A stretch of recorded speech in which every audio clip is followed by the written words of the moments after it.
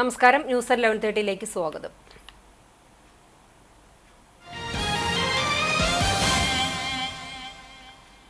കടങ്ങോട് അരിക്കാട്ടുകുണ്ടിൽ ശനിയാഴ്ച പുലർച്ചെയുണ്ടായ ശക്തമായ കാറ്റിലും മഴയിലും മരം വീണ് വീട് തകർന്നു.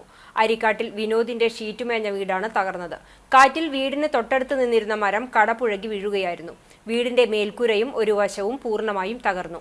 വീട് തീർത്തും വാസയോഗ്യമല്ലാതായി തീർന്നു. വിനോദ് മാത്രമാണ് വീട്ടിൽ താമസിക്കുന്നത്. സംഭവ സമയം വിനോദ് വീട്ടിലുണ്ടായിരുന്നില്ല. പഞ്ചായത്ത് മെമ്പർ ബീന രമേശ് സ്ഥലം സന്ദർശിച്ചു.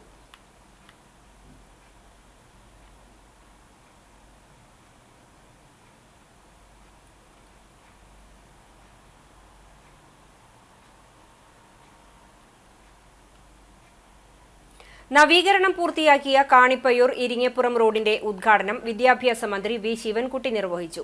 പൊതുമരാമത്ത് വകുപ്പിന് കീഴിൽ BMPC നിലവാരത്തിൽ 3 കോടി രൂപ ചെലവഴിച്ചാണ് റോഡിന്റെ നവീകരണം പൂർത്തിയാക്കിയത്. കുന്നംകുളം നിയോജക മണ്ഡലത്തിലെ കാണിപ്പയ്യൂർ മുതൽ ഇരിങ്ങപ്പുറം വരെയുള്ള 2.8 കിലോമീറ്റർ റോഡിന്റെ ഉദ്ഘാടനവും വിവിധ റോഡുകൾക്കൊപ്പം മന്ത്രി വി ശിവൻകുട്ടി ഓൺലൈൻ വഴി നിർവഹിക്കുകയായിരുന്നു. ചടങ്ങിൽ പൊതുമരാമത്ത് ടൂറിസം വകുപ്പ് മന്ത്രി PA മുഹമ്മദ് റിയാസ് അധ്യക്ഷത വഹിച്ചു. ചെമ്മണ്ണൂർ ഷേഖ് പാലസിൽ സജ്ജീകരിച്ച കുന്നംകുളത്തെ പ്രാദേശിക ഉദ്ഘാടന ചടങ്ങിൽ കുന്നംകുളം നഗരസഭാ ചെയർപേഴ്സൺ സീതാ രവീന്ദ്രൻ ശിലാഫലകം അനാച്ഛാദനം ചെയ്തു. നഗരസഭാ സ്ഥിരം സമിതി അധ്യക്ഷരായ T സോമശേഖരൻ, PK ഷബീർ, സജിനി പ്രേമൻ, നഗരസഭാ secretary KB Viswanathan, PWD assistant engineer Smijamol, കൗൺസിലർമാരായ PV സജീവൻ, ഷീജ ഭരതൻ, TB വിനോദ് തുടങ്ങിയവർ സന്നിഹിതരായിരുന്നു.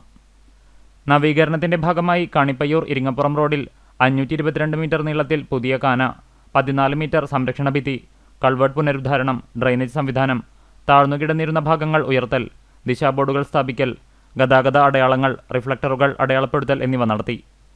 2020-21 സംസ്ഥാന ബജറ്റിൽ ഉൾപ്പെടുത്തിയാണ് റോഡ് നവീകരണം നടത്തിയിട്ടുള്ളത്. പഴഞ്ഞി റോഡ് വഴി സംസ്ഥാന പാതയിലേക്ക് പ്രവേശിക്കുന്ന ദീർഘദൂര ബസ്സുകളുടെ അമിത വേഗം മൂലം പൊറുതിമുട്ടിയ നാട്ടുകാർ ബസ്സുകൾ തടഞ്ഞ് പ്രതിഷേധിച്ചു. സംസ്ഥാന പാതയിലെ ഗതാഗത തടസ്സം മൂലം വഴിതിരിഞ്ഞു വരുന്ന വാഹനങ്ങളാണ് ഗ്രാമീണ റോഡുകളിൽ അപകട ഭീഷണിയാകുന്നത്. വെള്ളിയാഴ്ച വൈകിട്ട് 2 മണിക്കൂറോളം നാട്ടുകാർ ബസ്സുകൾ തടഞ്ഞ് ജീവനക്കാരെ താക്കീത് ചെയ്തു.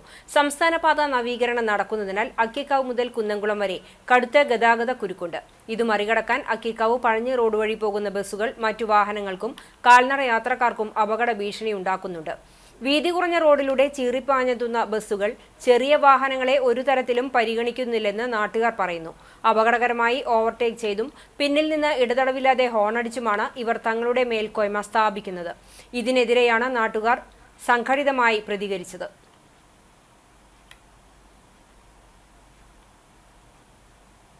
ഗുരുവായൂർ സെന്റ് ആണീസ് ദേവാലയത്തിൽ അന്തോണീസിന്റെയും സെബസ്ത്യാനോസിന്റെയും സംയുക്ത തിരുനാളിനോടനുബന്ധിച്ചുള്ള വൈദ്യുതി ദീപാലങ്കാര സ്വിച്ച് ഓൺ കർമ്മം Guruvayur station SI U Mahesh നിർവഹിച്ചു. തുടർന്ന് യുവജനങ്ങളുടെ നേതൃത്വത്തിൽ ബാൻഡ് സംഗീത നിശ അരങ്ങേറി. ചടങ്ങുകൾക്ക് വികാരി ഫാദർ സെബി ചിറ്റാട്ടുകര അധ്യക്ഷത വഹിച്ചു. കൈക്കാരന്മാരായ ബാബു ആന്റണി ചിരിയങ്കണ്ടത്ത്, ആന്റോ എൽ പുത്തൂർ, ജിഷോ എസ് പുത്തൂർ, തിരുനാൾ convener M Stephen Jose, Lawrence Neelankavil എന്നിവർ സംസാരിച്ചു.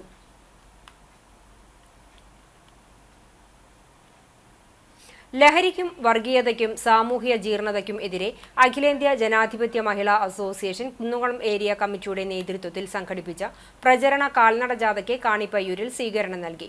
സ്വീകരണ യോഗത്തിൽ ജാഥ captain, Janadhipathya Mahila association area secretary Padmam Venugopal മറുപടി പ്രസംഗം നടത്തി. ജാഥ മാനേജർ, കുന്നംകുളം നഗരസഭാ ചെയർപേഴ്സൺ സീതാ രവീന്ദ്രൻ, ചൂണ്ടൽ ഗ്രാമപഞ്ചായത്ത് പ്രസിഡന്റ് രേഖ സുനിൽ, ജാഥ vice captain, Janadhipathya Mahila association area president Pushpa John തുടങ്ങിയവർ സംസാരിച്ചു. BJPയുടെ സർക്കാരിനെ അവരുടെ സാംസ്കാരികമായുള്ള ഈ കേരളത്തെ തകർക്കുന്നതിനെ സാധിക്കൂ എന്നുള്ള ഗൂഢലക്ഷ്യത്തോടു കൂടി തന്നെയാണ് നമ്മുടെ കേരള സംസ്ഥാനത്തെ ഇത്തരം വിഷവസ്തുക്കളുടെ കേന്ദ്രമാക്കി മാറ്റിക്കൊണ്ടിരിക്കുന്നത്. അത് അറിഞ്ഞുകൊണ്ട് തന്നെയാണ് ഇടതുപക്ഷങ്ങളും അതുപോലെ തന്നെ ഇടതുപക്ഷ ചിന്താഗതിയുള്ള മഹിളാ അസോസിയേഷനെ പോലെയുള്ള സംഘടനകളും ഇത്തരം മുദ്രാവാക്യങ്ങൾ ഏറ്റെടുത്തുകൊണ്ട് ജനാധിപത്യ മഹിളാ അസോസിയേഷൻ ഇത്തരം ഒരു ദൗത്യം ഏറ്റെടുത്തിരിക്കുന്നത്. നെഹ്റു യുവകേന്ദ്രയുടെ പേരുമാറ്റിയ മോദി സർക്കാരിനെതിരെ കുന്നംകുളം ബ്ലോക്ക് കോൺഗ്രസ് കമ്മിറ്റി പ്രതിഷേധ സദസ്സ് സംഘടിപ്പിച്ചു. കുന്നംകുളം നഗരകേന്ദ്രത്തിൽ സംഘടിപ്പിച്ച പ്രതിഷേധ സദസ്സ് DCC general secretary CI Itty Mathew ഉദ്ഘാടനം ചെയ്തു.